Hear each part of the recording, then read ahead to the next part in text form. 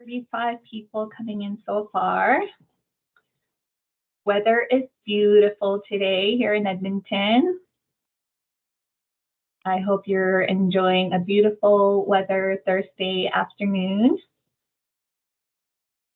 Utilizing the chat feature, how about you drop an emoji describing how you feel about today's session?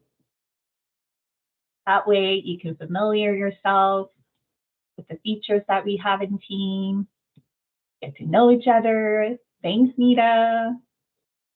Love the heart emoji. Smile. People seem to content. Anyone who's hungry. Check mark. I'm going to drop a sign of relief because I see people responding. That means people can hear me. Awesome. Well, hello everyone, and welcome Life After NAIT, Rethink Your Resume, presented by Chris Newman. As is our tradition at NAIT, we honor and acknowledge that the land of which we learn, work, and live is Treaty 6 territory. We seek to learn from history and the lessons that have come before us, and to draw on the wisdom of the first people in Canada. Only through learning, we can move forward in truth and reconciliation and to a better future together. Nice meeting you all. My name is Claire Seo, and I am a proud NAIT alumnus and a member of NAIT's Alumni Association Advisory Committee. Before we get started, there are a few housekeeping items that I'd like to go through. First, the presentation will be recorded. Upon entry, as you may know, your microphone was automatically muted. Please use the chat feature or raise your hand. It's also located on the top of the ribbon in the Microsoft Teams. And questions will be addressed throughout the presentations, and I will be monitoring the chat. We encourage you to turn on your video so we can see you so that we can have a better engagement here. Now, please allow me to introduce our presenter, Chris Newman. Chris is a proud NAIT grad, the owner of Red Resume, and the operations manager with Elite Construction. He started Red Resume with the idea that good people deserve good jobs. In his career, Chris has been said a lot of good people get overlooked by hiring managers because of simple mistakes. He believes everyone deserves a fair chance and wants to help job seekers achieve their goals. I see many of the people with an enthusiasm that are participated in this event. So I welcome Chris, and flow is yours. Thank you very much, Claire. Everybody can hear me okay? Awesome. I'm loving in the chat. People are saying the classes that they've graduated from or the jobs that they're looking for. That's very, very helpful for me as I kind of go over this presentation. I can tailor some of the things I'm saying to some of the careers that people are going into. So I have a few slides here to go over today. Claire kind of introduced me a little bit, but I'm going to push this button here. Should get us to the next slide. Perfect. Yeah, Claire kind of introduced me a little bit there. I'm the owner of Red Resume as of the past couple of years, and what that is a resume writing service, which I've kind of do outside of my day job, which is the operations manager for Elite Construction. And the reason I started that is exactly what Claire was saying. There's a lot of small mistakes that people can make on resumes that actually make a big difference. And I just really wanted to see people avoid that. So I'm very excited to be here today to talk with all of you. I have some really cool information to share, and hopefully some of you guys are going to find it useful. So, but yeah, just a little bit about me. I graduated NAIT in 2011, and then I came back to school in 2020. I was a carpenter for a long time. That's why I was here in 2011, and then 2020 graduated from the business program in human resource management. But the big thing about myself and this presentation today is I really like understanding the why. So why do we do what we're doing? And kind of, you know, when somebody gives you a piece of advice about a resume, for example, why is that? So, and how does it affect as you're applying, as you're sending the resume in, as you're writing the resume. So hopefully today we can talk a lot about the why we do certain things on our resume. And then that will help you guys make decisions, because resumes are so personalized. There's no one size fits all. But when we really understand the why, we can work that into our own experiences and then put that onto our own individualized resumes. So kind of today we're going to talk about resumes and why they're so boring. And I know that that's an interesting way to start things, but they are really boring, and they're that way for a reason. So I want to dig into the why that is a little bit. AI is a hot topic. We all know about applicant tracking systems. What are they? All this kind of stuff. We're going to dig into that a little bit. And with my experience in hiring lots of people and using lots of these platforms, and what is it that people need to do in order to get past the AI, to work with the AI, what is it that it's looking for? Once we finally have a great resume, what do we do with it, right? We have all these job boards, all these platforms that we can use. How do we make sure our resume is being read, is being used, and is falling into the right hands? So I want to spend a good chunk of time at the end, kind of in the middle of the presentation, we'll start to talk about that. So if you already have a good resume and you feel confident about it and you're at work right now and I'm kind of in the background noise, maybe come back in 10 or 15 minutes and we'll kind of talk about how to start sending out your resume in an effective manner. And I've got a quick note at the end about how you can make your resume as neutral as possible, remove some of the things that might be affecting people's decision making at the end. And hopefully you guys have lots of questions. So I see here somebody's asking about it being recorded. This will be recorded. Ask away. I'll try to get to some of the chats as much as possible. So if you have questions, fire them away as it goes, but I will leave some time at the end if you have individual questions, maybe 10 minutes or so. And then I'm always available if people have other questions outside of this presentation. So let's dive into it. We're going to start talking about boring resumes and why they need to stay that way. So I don't know about you guys, but I look at a lot of resumes in my job with Red Resume, all that kind of stuff, and spelling mistakes are just all over the place. It's because people read the same resume over and over again. They pretty much fall asleep reading their own resume. You've heard read your resume out loud, but it doesn't really help the fact that resumes are very boring. It's a it's a very simple document. There's no pictures. It's just words. It's New Times Roman, 12-point font, and bullet points. It's not the most exciting thing to look at.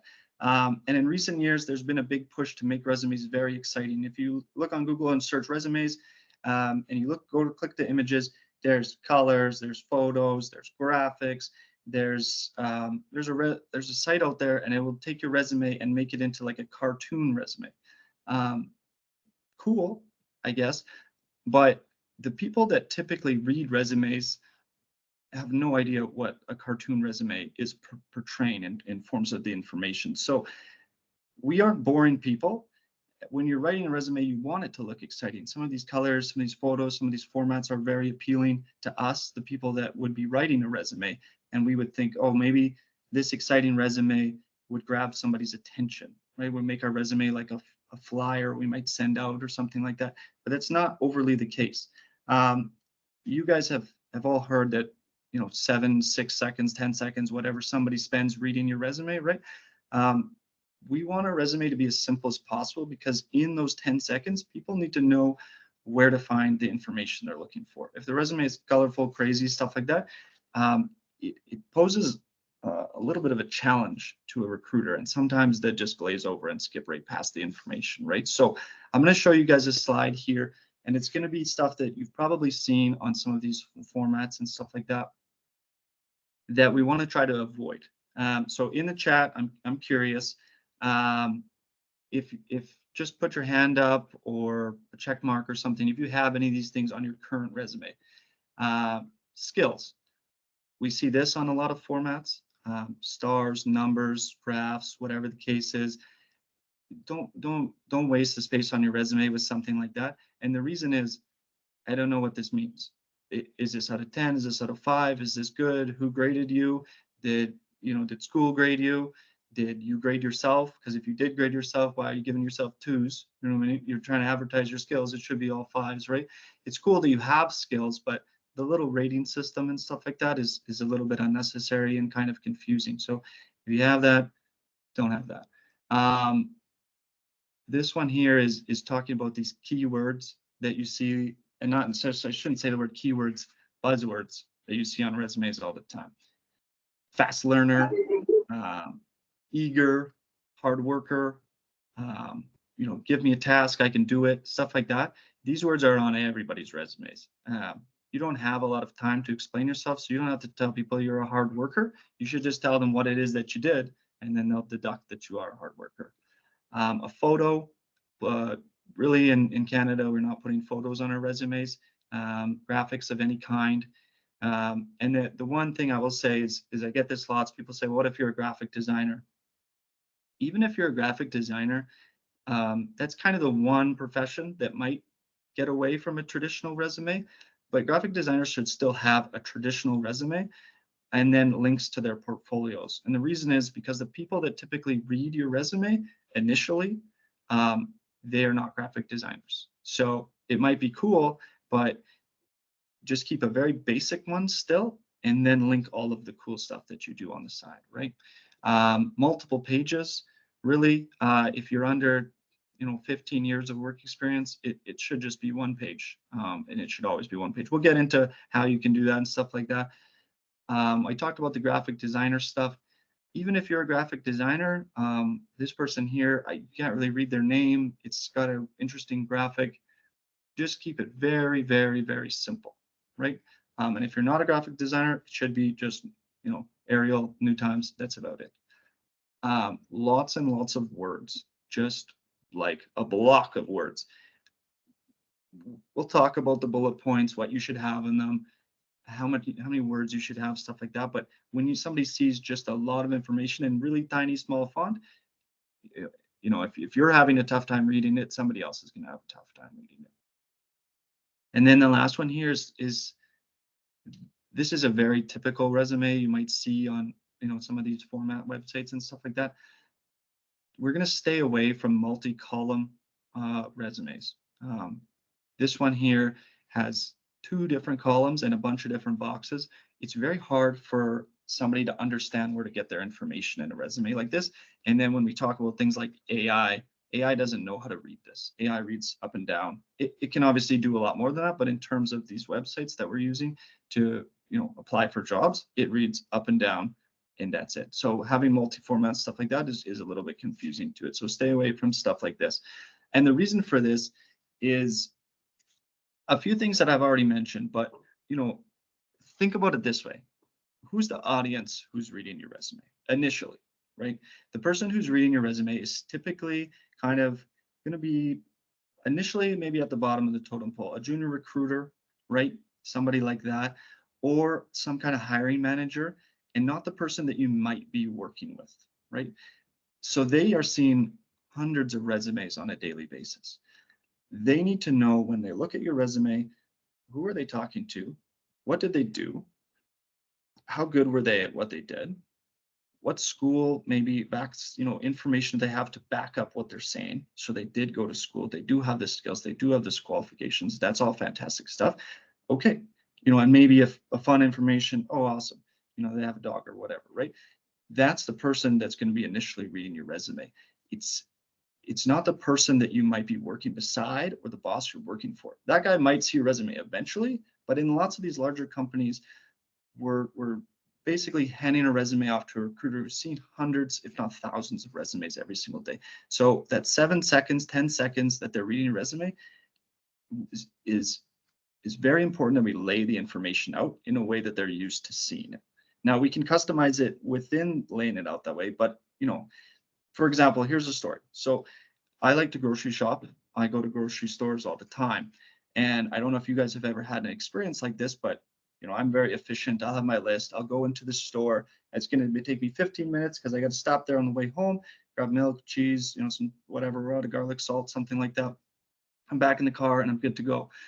You run into the store, you grab one thing, you grab 2 things, you're going down the next aisle, you turn, you're going to grab what it is that you usually grab, and it's gone.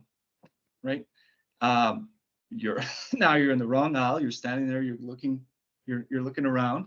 Like, okay, I guess I'm in the. I don't know what I'm doing. Did they move this stuff? You look up. You're in the cereal aisle. So was it just me that doesn't know the grocery store anymore, right? Maybe I go to the next aisle, or maybe I think I'm in a rush. I don't have time to go around the store and look for this tiny thing that used to be here, whatever the case is. So I just move on to the next thing on my list. So the reason I tell that story is because that's what a recruiter will be doing when they look at your resume. They have a set criteria of what they need in you as an individual. And when they look at your resume, they're going to spend 10 seconds. They're going to go through it super fast. And if it's just like at the grocery store where something is moved or something is in a spot they're not used to seeing it, next one, right? Next resume, and that's it.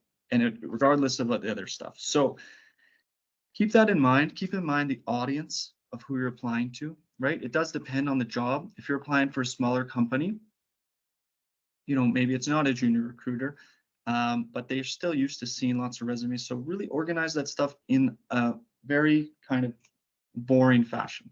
Here's another way to think of it. I don't know if lots of you guys recognize this. I'm assuming you guys do. I spend way too much money on this website, but this is the Amazon app. So when I want something, I go onto Amazon and I search, whatever it is. And this example here is cameras. So I look at the cameras, I look at one that I might want, and I know what's going to happen. I'm going to click on it. It's going to give me some pictures. It's going to give me some reviews, and it's going to give me some specs. It's going to give me the exact same information on every single product in the same order, right? If I click on the camera and I can't find reviews, there's 0 reviews, or the review button is in a different place.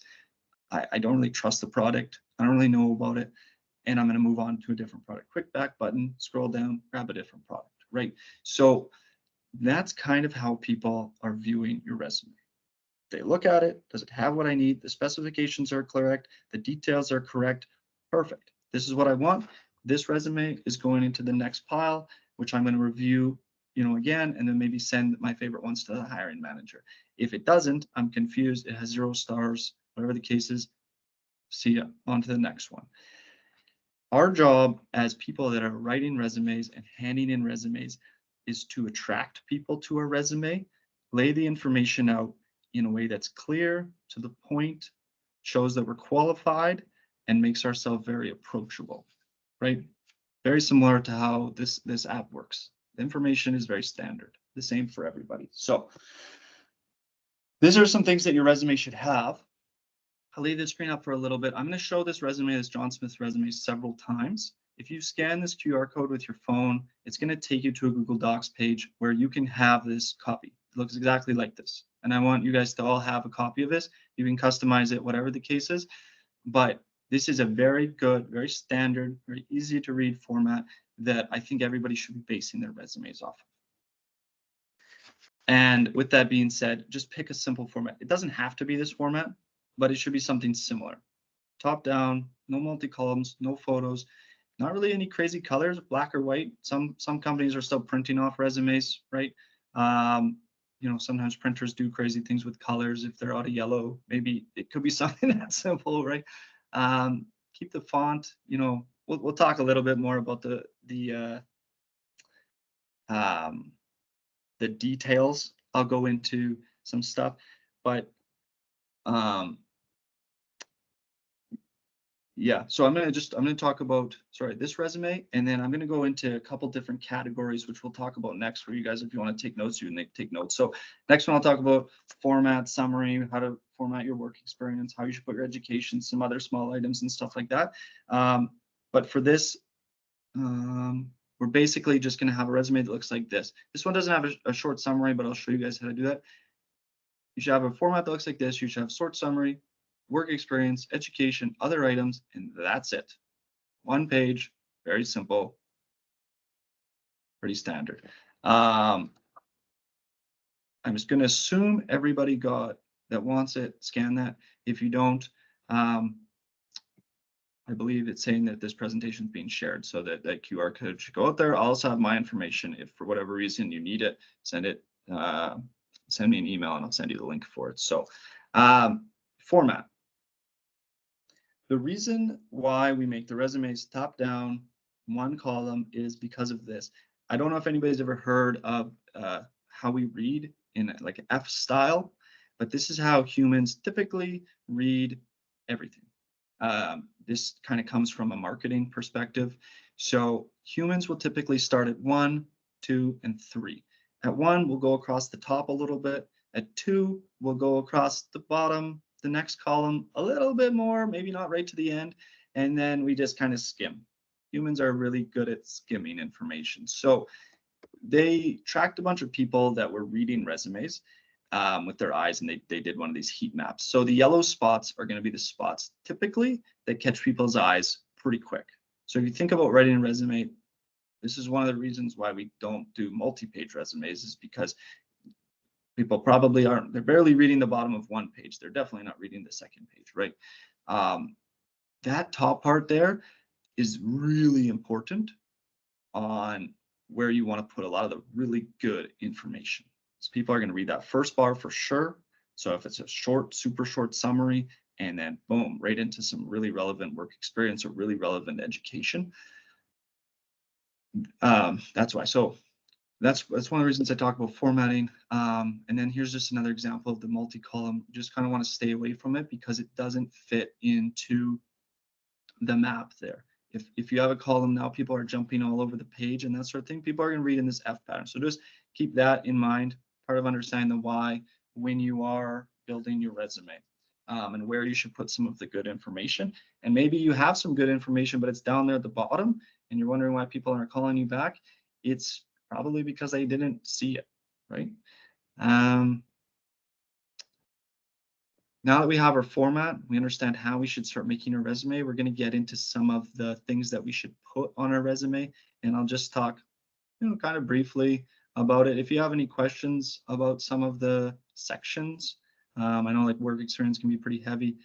Just put it in the chat quick, and hopefully I'll be able to get to it. But a short summary, I'm a big fan of putting on a resume. I think of it as like a mini cover letter. Today, we're not really talking about cover letters.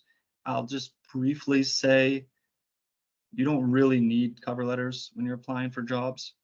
Some places might ask for them. If they do, that's awesome. Make one, put it in the other link. The main people that read cover letters are secondary hiring managers. When they're sitting down at your interview and they're like, what is this guy about? They'll kind of like skim your cover letter a little bit, right? The people that are doing the recruiting typically will almost never read your cover letter. They'll just go straight to your resume. So if you do have some information that you would like from your cover letter to be on a resume, we're going to put it in a professional summary. We can call it a professional summary. We can call it a summary. I want 1-2 sentence max, very small. This one here is even a little bit long. And think of it like a hook on a book. That's going to catch somebody's attention when you say, so don't put things in here like I'm a hard worker, I'm great at my job, I exceed at everything I've been ever given. No, you want to say something really interesting about yourself, like I just graduated this program, I just got promoted to this job, my last job I did X amount in sales, something like that, right? That's what you're going to put at the top. 2 sentences max, 1 sentence even better. And it kind of gives you that small opportunity to personalize your resume, right? Your little personal touch, whether it's some dry humor or whatever the case is, you can kind of fit it into there. Then people are going to read it a little bit less analytically and more like, oh, this guy wrote this sentence. It's very interesting, right? That's all I'll say about summaries. I'll get to the question there in a little bit once we get to kind of education. How does that sound? Next, we're going to move over to work experience. That should be typically the second thing on a resume. We'll talk about education in another slide here, and we'll talk about when you maybe should swap education and work experience. But for a typical resume, it's going to go your name, information, short summary, work experience. It's going to look like this. I took this screenshot from the example because that's the example that I use all the time. The name of the company, what was your job title, month, year, the city, you don't always have to put. So sometimes there are some reasons why you may not want to put the location of where you worked. Maybe it was in another country, maybe it was in a different city, and that might encourage a little bit of bias, but 3 bullet points. core responsibilities are very important, and achievements and action results are also super important. Don't put what you did at your job. And I know I'm going to kind of explain that in a second here, but one thing we want to put is we want to put metrics on our resume. Numbers are very important.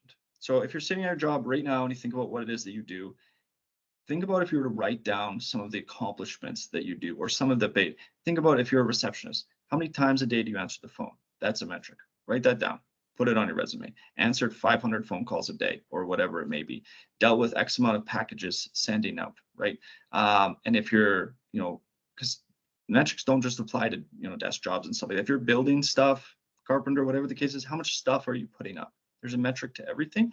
And when you include the metrics on your resume, you make your core responsibilities so much more impressive and impactful. Because if somebody just puts answers phones, awesome. But if somebody answers 500 calls a day, they're good at answering the phone, right? And you didn't have to use a lot more words to say, I'm very good at answering the phone. Okay, sure. But you've proven you're very good at that. Small, simple task, right?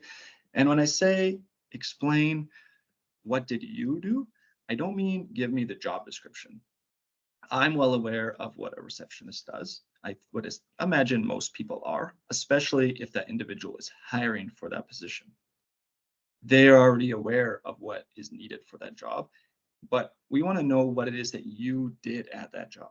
So I'm going to go back to the receptionist example because it's pretty universal. But if a person is writing a resume for a receptionist and they put, greeted people at the front door, answered phone calls, answered emails, sent out packages, coordinated meetings, stuff like that. That's awesome. Okay. But let's explain what it is that you were doing in that position. So we go back to the metrics. How busy was this position and how did you succeed at it, right? Let's say you cleaned up some kind of email system, right? You're like, I standardized the email system to reduce, whatever lost information in the office, right? That's something that you did specifically, and it makes it more impactful because you're telling them that you had some responsibilities, you excelled at the responsibilities, you solved the problem. The company was obviously happy they implemented your solution, right? And at the same time, you said you answered emails. But it's much more impactful than saying that you were, coordinating emails or coordinating orders or whatever it is that you were doing in your position, right? So,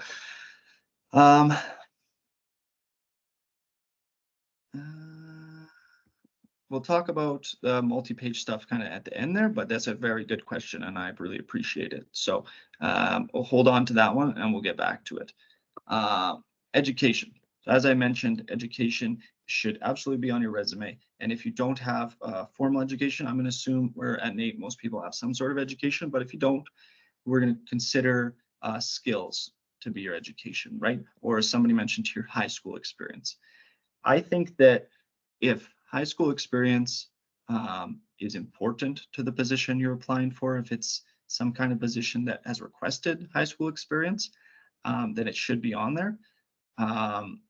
If you're starting off your career and you might want to show to somebody that you did complete a high school education, that you're capable of completing stuff, maybe you don't have that much job experience, then you should include it. But once you get 23, 25, somewhere in there, and you have some, work experience, and especially if you went to NAIT, I would just leave your high school information off of that. If there was something crazy you did in high school, I was just at the Skills Canada stuff over at the Expo Center. If you won any awards or anything like that, you could kind of put that under your education, awards, projects, stuff like that. But for the most part, once you're done your post-secondary, you can take your high school off of that. Your university should look like this when it's formatted. Again, this is a screenshot from the example that I gave all you guys. Where did you go? What did you get? When did you graduate? You don't have to put the city if you don't want to. You also don't always have to put these bullet points. These bullet points are very optional.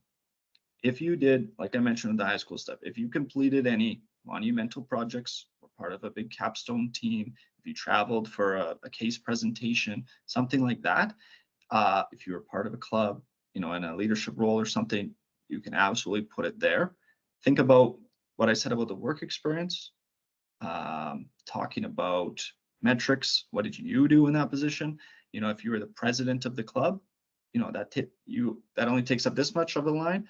Use the rest of the line to say what it is that you did in that position. You increased membership. Whatever it was that you did, right? But like I said, these bullet points are optional. But if you don't have a lot of work experience and you're going to use your education to switch you from, let's say you are coming out of high school and you got this education and now you want to get a job in the field, or you worked as a carpenter like myself for 10 years and now you want to get into a management role of some sort, you might consider moving your education to the top, because now you can start to use, like we showed in the heat map, the first thing people are going to see is this guy's qualified. He just went to school for this. He did all these projects. He did all this traveling with the school. He won a case competition. That's very impressive. And then they might go to your work experience and they might see, oh, he doesn't have that much work experience in this field, but I was impressed with the first little bit. I also saw the summary where he clarified that he's switching positions. So I understand, right? And if you're just coming, out of school and you don't have that much experience, you can swap work experience and education. But that's it. Don't move anything else. Just swap those two, right? And put more information in your education.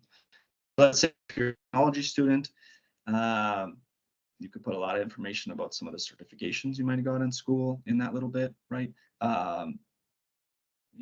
I know some of you guys are doing some very cool projects in school, like really cool stuff. Those are things that are considered work experience. They really are, right? Especially in today's day and age. So don't exclude. This is where you want to put them. If you didn't do any of that stuff and you were trying to say more work experience, get rid of the bullet points, just put your education, put it towards under your work experience, and that's it. Pretty simple. Other items that you could put under your education would be a little bit up for interpretation. And what I mean by that is it's going to depend on what the job it is that you're applying for and what they're asking for. If you're applying for a carpenter position, maybe you want to list all the tickets you have. You have Fall Pro, you have AWP, whatever it is you might have. If you're going for a programmer, you might want to talk about the languages that you have and your Google certifications and stuff like that. This is a great spot to put them. Like we said, nobody really reads them, but they're often scanned for by AI, or when somebody reads your whole resume, they quickly look at the bottom and see those names, and then they move on to the next thing, right? If you don't have a lot of experience, let's talk about some volunteering that you did, right? Maybe quickly mention a couple hobbies that you do that might be related to work, and then any various certifications. Sometimes what I see is I'll see people applying for positions, in an office or whatever the case may be, and they'll put like first aid, or they'll put the whatever it is that they have as a certification, that has nothing to do with the job they're applying for. You don't have to waste space on your resume putting that kind of stuff on there. Lots of us are going to struggle to fit it into one page. So if the certification directly applies to the job, let's put it at the bottom. Let's put it in a bullet point. You can put what it was, when you got it. You can just put what it is, right? You can put that it's valid, whatever you choose to do, list it there. But you don't have to put first aid, a babysitting certification, whatever that may be, if it doesn't apply to the position, right? And if you did a lot of extra stuff, maybe some like LinkedIn courses, whatever the case is, that applies to the position, absolutely fill it up, right? And then just a quick note on like hobbies and stuff. Make sure it's relevant. Make sure it's like pretty, maybe like running or something. Those are kind of like safe things. Don't put anything too crazy. I do have a note at the end about bias, but we kind of want to make our resume as neutral as possible. And sometimes we can get into some trouble when we start getting crazy with our hobbies and whatever else. But sometimes some people find it fun. So I'm not going to discourage it. That kind of covers what's in a resume. It's very simple. It's one page. That's it. So let's just look at a couple questions here. What do we got here? resumes having, and then we're going to get, next section, we'll get into some AI stuff that I want to talk about, but I'll just see if I can answer some of these questions. Resumes having 2 pages for folks that have more than 15 years of experience. Other places that you shouldn't include work experience that's past 10 years or over. So should we be including work experience that's older than 10 years? That's a great question. It depends on what you're applying for and where you've worked. So if you've worked 10 different jobs in 10 years, then let's cut some of those older ones out, right? But if you've only been at one place for the past 7 years and then one place that's still relevant after that, for 5 years, then put both of those places there. It's going to show that you've worked at 2 places for a long time. That's fantastic, and not just worked at one place. But if you've worked at 10 places over the past 10 years, then let's cut off a few of the bottom ones, right? You really should have about 3 or 4 work experience bullet points max. That's about it. Will this be available? Yes. Volunteer work, you can absolutely put it on your resume. If you don't have a lot of experience, then and the work experience is relevant, put your volunteer experience as work experience. That way it gets read and it gets noticed, right? If it's not relevant to the job you're applying for, but you did something like soup kitchen, whatever that may be, you can put it at the bottom with the skills. It's just kind of a nice to have stuff, right? Shows you're a good person, you're, whatever the case may be. No references at the end. What to do the references is make a separate sheet and bring it with you to the interview. And they'll ask you for those references, and then you can give them to them. But we don't need to be wasting our time on our resumes with other people's names, phone numbers, stuff like that, right? Usually companies will ask for your references and then absolutely provide them. With references, make sure your reference people know that you have them as references and they're not surprised when somebody calls them, right? That's one reason that you keep it on to yourself, because you gave somebody's phone number away and somebody's not just getting random phone calls as well. I missed the part about job experience. We'll get into some of how to write. I didn't actually get into too much about how to write it. I have a little bit at the end, but honestly, for that part, there's so much information out there on the internet that is very helpful that I would encourage you guys to look at. Resume.com is a great website as well. And I can answer any questions. Skills ability is a separate section. Should I put it as one section? Yeah, I would just put that as one section and just listen its skills. That would make sense. So, okay, I'm gonna get into some stuff about AI, and then I'll definitely have some time for some questions at the end. I don't know if you guys are able to unmute your mics at the end, but even that would be cool too. Let's see. Oh, I gotta hit the button here. Okay, AI is something we've all talked about. We're all probably almost sick of hearing about it, but here's what AI has to do with your resume, and it's very simple. I'll go over it and that's it. So AI will read your resume. On lots of major job boards, AI reads your resume. So just be aware of that. This is one of the reasons we want our format to be super simple, not a lot of crazy formatting stuff, not 2 columns, straight up and down. You want AI to be able to read it. And if you ever think, is my resume readable? Try to apply for a job at Home Depot or log into Indeed, and they have their little thing where they'll scan your resume and put it into columns. And if it scans your resume and puts it into all the relevant columns, then you definitely need to reformat your resume. There's a couple different websites out there like JobScan. Resume.com has a scanner on it too, I believe. That might be paid. That will scan your resume and tell you, basically if it comes up with nothing, then you need to reformat our resume a little bit. So be aware of that. It's one of the reasons why we want to keep our format super simple. And then you guys can use AI. I use AI to write resumes all the time. So it's not just something we're up against, it's something that we can also use as a tool. So lots of times we're like, I don't know how to word this, or I don't know how to make this better. Well, just put it into ChatGPT or whichever one it is that you're using and say, this is what I have. Can you make it better? Give me 3 different variations of it. And it will. It'll give it to you in 2 seconds, right? Also, sometimes it's very helpful if I ask people to cut down their resumes a lot because they have 5 bullet points, 5 jobs, stuff like that. So if you have 5 bullet points and you like the information in the 5 bullet points, give it to the AI and say, hey, can you put this into 3 bullet points and cut down any repeating information? And then it will, right? And if it's still too long, ask it to do it again, and it will do it every single time. So then from there, you just copy and paste that into your Word document and you're good to go, right?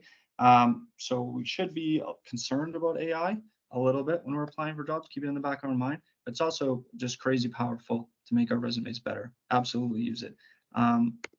Here's a little bit about how AI reads your resumes.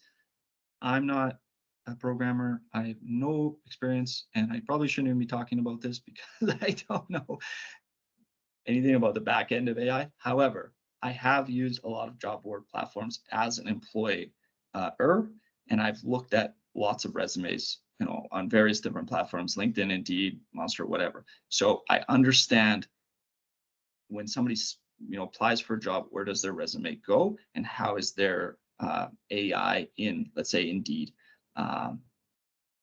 reading it. So one of the things is applicant tracking systems is basically, it's nothing to be worried about. We get this question all the time, but it's just tracking who you are and what your title is and when did you apply and if you're qualified or not. It's kind of like a checklist. So it's very simple to understand, and it makes the recruiter's job a lot easier. So that's all it is. If your resume is, I don't know how to say this, but if your resume is hard to read by the AI, the applicant tracking system just won't include it.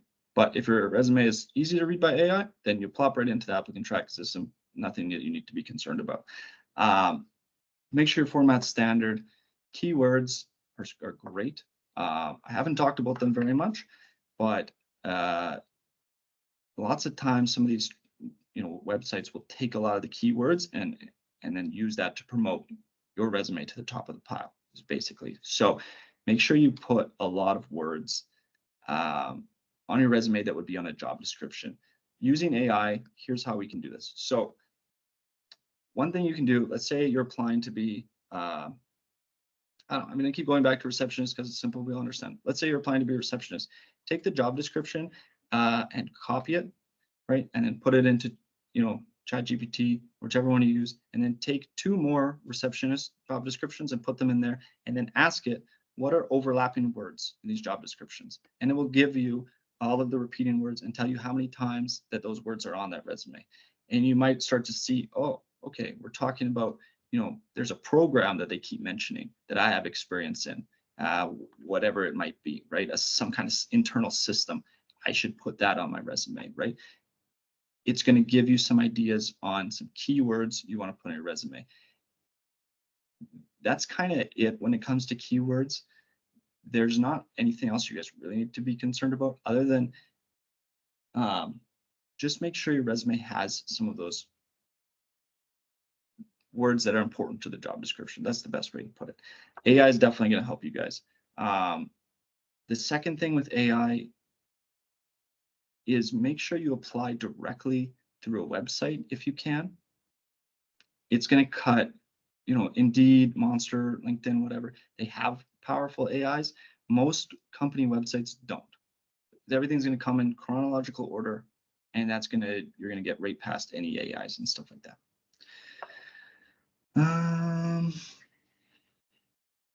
I've not used Kick Resume, but it sounds good. So just quick talk about, I know we're getting towards the end here. We're going to quickly talk about how to use your resume on some of these sites, just like I did. We want our resume to be read. We want to apply directly online, and we want to find the hiring manager. That is one of the things. I won't talk about LinkedIn because LinkedIn, I believe they're talking about LinkedIn next week. So I won't get into too much of that stuff, and I won't spend too much of this time on this slide because we kind of already covered all the stuff in the last slide. That's my bad. But we want our resume to be read, not by AI, but by actual people. So to do that, we're going to directly apply to companies' websites, if possible. When we apply on places like Indeed, whatever the case is, we are going to make sure our format is super simple. We're also going to always look for a message button. Some companies will let you message, and you can always include a nice note with your name on it. They can then click on your name, and it will link back to your resume. So definitely look for that. It's available on LinkedIn. It's available on Indeed. Monster has something simple. Some of these are US websites, so I don't know them that well, but do what you can to find the hiring manager. That's all I'll say. So if you're applying in person, whatever the case is, try to find that person who's the decision maker and just shoot them a quick message. When you're applying for a job online, use a PDF always. Don't ever send people Word documents. AI has a really tough time with it because Word is always being updated, whatever the case is. Put it in a PDF. So go to Google Sheets, save to PDF, and apply with that. You'll notice on Indeed, if you try to upload some Word documents, it doesn't translate at all. It's confusing. It makes it go. So just use PDF. I was actually just talking to some Indeed reps yesterday at this event that I was at, and that was his #1 recommendation, was use a PDF. Next thing, follow any instructions. So when there's a job that you're applying for, they're going to say, whatever some random questions may be, just make sure you answer these questions. And I'm going to say answer them correctly. So think about what the person's asking when they're asking you the question, and how could you answer it in a way that would, get you the best result. My question might be, can you commute to this location? Well, yes, you can, but think about it, if you're going to put, it's kind of far, but, I could do it. Just put what they want to hear on these questions. Some places, some job boards will have online profiles that you can update yourself. They'll actually track if you've been active. So sometimes when people go to click on your name, they'll see this person hasn't been active in 30 days. That might make the recruiter think, oh, he's got another job. He hasn't been looking for work. So if you are looking for work, log into these things every single day and keep your profiles active. Even just by logging in is a way to keep them active. And then track where you have applied. Get a little spreadsheet, all these places I've applied. And that's going to be super helpful in your journey. It's going to help with your mental a little bit, keeping track of all the stuff. If you can, on the spreadsheet, when you track where you've applied, keep a copy of the job descriptions, because sometimes after you've applied for a job, they'll take it down. And then when you go to the interview, you're trying to do your research and the job, it doesn't exist anymore. So that's kind of all I wanted to go over when applying for jobs. I'm going to put a quick note on bias at the end here, and then I'll get into some questions about, kind of that I see here, and about some of the really specifics about resumes, if that's fair. Bias is a tough topic, and I'll be very brief on it, but for the sake of this argument, we're going to talk about that bias exists, and it definitely exists when people are looking at resumes. And what we want to do as people that are handing our resumes off to other people is we want to eliminate any bias by all means as much as possible. And bias is simply, if you're not familiar, it's simply what we're trying to find with each other in common, right? So, we all want to talk about something in common. I might meet somebody on the street. Oh, the hockey game last night, that sucked, right? Now we have something in common. If you disagree with me and you think it was awesome, well, I'm a little bit biased. I might not like you as much initially just because of the hockey team you cheer for, something that simple, right? So here's how that might translate into resumes. Let's say at the top of your resume, you put that you live in Spruce Grove, Alberta, and the job you're applying for is in Edmonton. Somebody's going to look at your name, they're going to see you live in Spruce Grove, and they might think, well, that's a long drive. He doesn't want to drive to Edmonton, to the south side every single day. No, and they might just discard your resume. It could be something that simple, right? So some things to consider on a resume are, it's not a legal document, right? So you're not going to get taken to court for any of the stuff you say on your resume. So you can change some stuff, you can remove some addresses, names, whatever the case is, to make it so that it's removing some bias. You don't have to put your full address on there. In fact, for example, if you live in Leduc and you're applying for jobs in Edmonton, just put Edmonton, Alberta on your resume, right? Keeps it super simple, right? Definitely don't put your full address on there. You don't have to even include your full name or your real name for that matter. Put a nickname if that's what you go by, right? It doesn't have to be your legal name. I find sometimes bias is done because people have a tough time pronouncing certain names, whatever the case is. So if you have an easier nickname, for example, my full name is Christopher. Chris is on my resume, right? You don't have to include the locations of past employment. So like I said, if your past employment was in other countries, other provinces. For some reason, some people might think you're still living there. We get a ton of resumes from other countries, right? So we're instantly just like, oh, this guy doesn't live here, this doesn't live here, right? So make sure that you don't have to set that, you make it harder against yourself. Is kind of what I'm trying to say. And then last one is make sure that your emails, phone numbers, all that kind of stuff is appropriate, right? People might have a little bit of bias that, maybe you're immature or something if your email still says that you're a dirt bike rider 49 at hotmail.com, right? So make sure everything is very professional and as neutral as possible. Some other things that can carry a little bit of bias, organizations you might belong to, if they're kind of, whatever it may be. We try to not talk about politics and religion in business, and maybe you have something like that on there. And yeah, sometimes even names, like I mentioned. So just have a quick look after this at your resume and see if there might be anything on your resume that might not be that neutral and might leave you up to some sort of kind of a biased opinion by whoever it is. And then that being said, you can also use this as your advantage. If you find out who the hiring person is, maybe you can find out something they're interested in or that they really, appreciate, and you can add more of that information on your resume, right? I talked about hobbies. Maybe you find out the person's hiring is super into horses or something like that, and you can add that little bit that might pull you some favor, right? Not always the case, but if the job's really important to you and you did all that research, that might be helpful. So I'm going to leave the last little bit up to some questions. That QR code there is just for my website. If you have more information, that's my email. Find out a little bit more about what I do. But I know in this resume, this talk, I didn't talk about too much of specifics about things you should say or shouldn't say. I just kind of wanted to share the why we put on our resume, what we put on. And if you guys have very detailed questions, I will absolutely love to answer some of those. So fire away in the chat. We have about 8 minutes or so. Like I said, I got more at the end, but I'm seeing references. We kind of talked about that. Don't put those on there. If you're applying for co-op, is that in regards to like a co-op, like a student position? Just clarify that and I'll let you know. Kick Resume, I've not really used them before, but everybody out there is pretty good. The reason I recommend resume.com is because Indeed owns it. And most of us are probably looking at Indeed when we're looking at jobs. So they're going to spit out something that, Indeed recognizes pretty good. So not a bad resource to have. A quick lesson on cover letters. I talked about it very briefly there, but not super important to have a cover letter. Maybe have one in your back pocket. But the best cover letter is basically, dear whoever it is you're applying for, I'm excited to work at position company. Tell them in your own words why you're excited. I have this much experience, this much background, and I feel like it really applies to this job. You can list, I find bullet points on a cover letter actually important.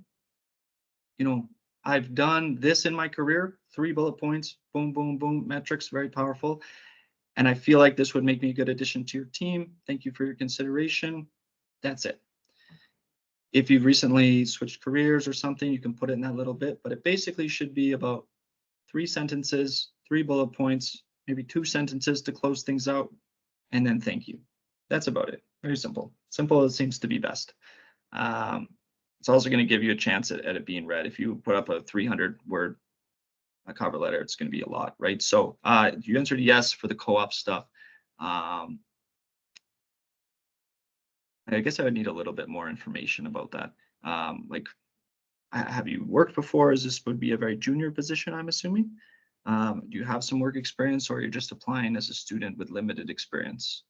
Would be my guess.